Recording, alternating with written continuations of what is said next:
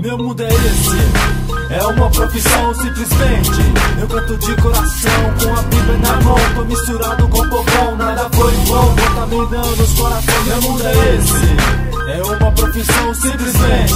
Eu canto de coração, com a Bíblia na mão. Tô misturado com povão, nada foi em vão, contaminando os corações. É papo reto, abre o olho e fica esperto. Eu rolo o compressor dos tempos modernos, incentivando criatividade, acelerando a sua mente. Aquele que não tem fé vai ficar inconsciente. Quer aprender, quer saber, quer correr, quer fugir. Não sabe quem eu sou, ainda falam de mim.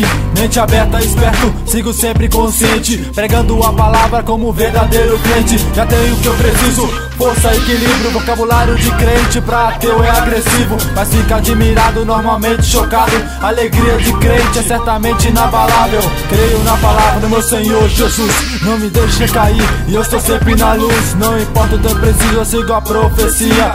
Nova Jerusalém, espero a segunda vinda. É uma profissão simplesmente. Eu canto de coração, com a Bíblia na mão. Tô misturado com povão, nada foi em vão, contaminando os corações. Meu mundo é esse, é uma profissão simplesmente. Eu canto de coração, com a Bíblia na mão. Tô misturado com povão, nada foi em vão, contaminando os corações. Realidade cruel diariamente acontece. Aqui ninguém esquece, os fatos prevalecem. Como vírus que contamina, televisão nunca ensina. Vida de ilusão, os ricos ficam sempre por cima. Não sou a própria hierarquia, só maldade e confusões. Um grupo de leões que movimenta milhões. Não encontra paz, sempre choram mais.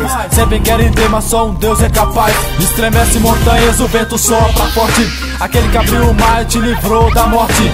Creio na palavra do meu Senhor Jesus, não me deixa cair e eu estou sempre na luz. Não importa o tempo preciso, sigo sempre a profecia. Nova Jerusalém, espero a segunda vinda. Espero a segunda vinda. É uma profissão.